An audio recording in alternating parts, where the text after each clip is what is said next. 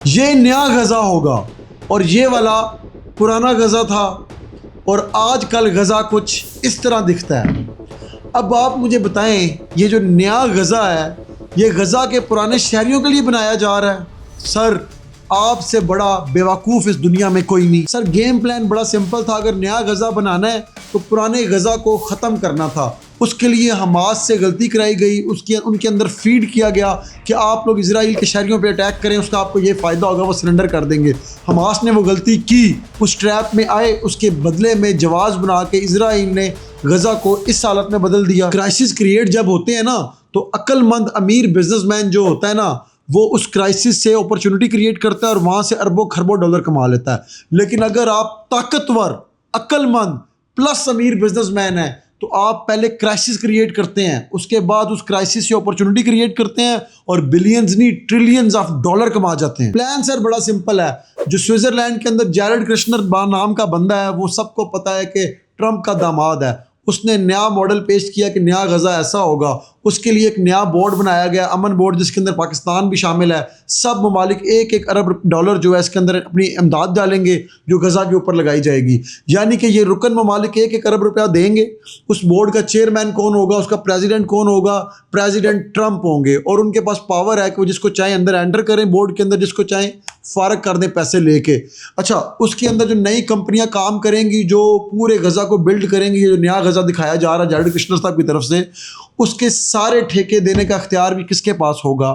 Trump کے پاس ہوگا۔ اور وہ ٹھیکے کس کو دے گا؟ اپنے داماد کی کمپنی کو دے گا، یا اپنی کمپنیوں کو دے گا، اپنے دوستوں کو دے گا۔ اور جو بلڈنگز وہاں پہ بنیں گی ان کو کون خریدے گا؟ ان کو امیر اسرائیلی خریدیں گے، امیر امریکن خریدیں گے، پوری دنیا کے امیر ترین لوگ وہاں پہ انویسٹ کریں گے۔ کیونکہ سر، جو غزہ کے لوگ ہیں ان کے پاس تو اتنے پیسے نہیں ہیں اتنی عالی شاہ بلڈنگز میں وہ اپارٹمنٹ خرید سکیں، گھر خرید سکیں، ہوٹلز خرید سکیں، ایون وہاں پہ جا کے رہ بھی سکیں۔ اور غزہ کے لوگوں کا کیا ہوگا؟ ان کا کچھ بھی نہیں ہوگا۔ ان کو صومالی لینڈ شفٹ کیا جائے گا، جن کو اسرائیل نے ایکسیپٹ کر لیا۔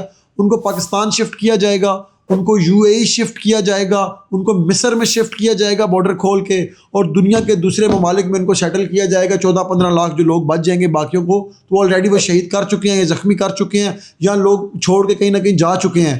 اس کے بدلے میں سر ان سب ممالک کو امن بورڈ کا ممبر بنایا گیا ہے۔ ان سب کو 4,000 2 لاکھ بندے دیے جائیں گے کہ اپنے اپنے ملک میں سیٹل کر دو ان کو۔ اسرائیل کو بھی پورا کنٹرول نہیں دیا جائے گا اس نئے غزہ کا۔ امریکہ اسے اپنی کالونی بنا کے رکھے گا، جس طرح وہ گرین لینڈ پہ قبضہ کرنا چاہتا ہے اس طرح سمجھیں کہ ایک سب اسٹیٹ ہوگی امریکہ کی غزہ بھی۔ قبضہ امریکہ کا ہوگا، چلا امریکہ رہا ہوگا، لیکن اسرائیل کو یہ حوصلہ ہوگا کہ چلو ہمارے ہمسائے میں اب امریکہ آ کے بیٹھ گیا، اب ہماری طرف کوئی آنکھ اٹھا کے بھی نہیں دیکھے گا۔ اور دوسرا فائدہ اسرائیل کو سر یہ پہنچے گا اس پلان کے تحت کہ یہ امن فورسز جو وہاں پہ جائیں گی یہ حماس کو ختم کریں گی، اس کے ساتھ ساتھ انہوں نے حزب اللہ بھی ڈال دیا، حزب اللہ کو بھی ختم کریں گی، اور چھوٹے موٹے جتنے یہ گروپس ہیں جن سے تھریٹ ہو سکتا ہے اسرائیل کو فیوچر میں یا آج کل تھریٹ ہے، ان سب کو ان فورسز کے ذریعے ختم کیا جائے گا۔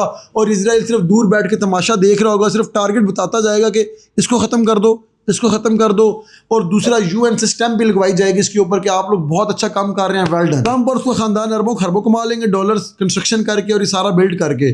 اسرائیل کے تھریٹس ختم ہو جائیں گے، حماس ختم ہو جائے گا، حزب اللہ ختم ہو جائے گا، اور ایکسٹرا لینڈ بھی مل جائے گی۔ اور جو ہمارے جیسے ممالک ہیں ان کے پاس نہ کچھ آئے گا نہ کچھ جائے گا، صرف ہمارے لوگ وہاں پہ مارے جائیں گے، اور حماس کو اور حزب اللہ کو ختم کرنے کا الزام بھی پوری زندگی ہمارے سر پہ رہے گا۔ آپ جمع تفریق کر کے دیکھ لیں، اسرائیل اور امریکہ کا گیا کچھ نہیں، سب کچھ آیا ہی آیا، اور ہمارے پلے کچھ بچا نہیں۔ لیکن سر ہم مجبور ہیں، ہم نے پوری دنیا کا قرضہ دینا ہے۔ آج اگر ہم انکار کرتے ہیں تو UAE اپنا قرضہ واپس مانگ لے گا، سعودی عرب بھی ہمارا اپنا قرضہ واپس مانگ لے گا، IMF اگلی قسط دینے سے منع کر دے گا، ورلڈ بینک آنکھیں دکھانے لگ جائے گا۔ ہمارے پاس تو کوئی چوائس ہی نہیں ہے، ہمیں تو ہر صورت جانا ہی جانا ہے۔ اور میں سر اس چیز کے سخت ترین خلاف ہوں۔ ہمیں سٹانس لینا چاہیے تھا، سٹینڈ لینا چاہیے تھا، ہمیں نہیں جانا چاہیے تھا، دنیا کی خطرناک گیم کا ہمیں حصہ نہیں بننا چاہیے تھا غزہ کے خلاف۔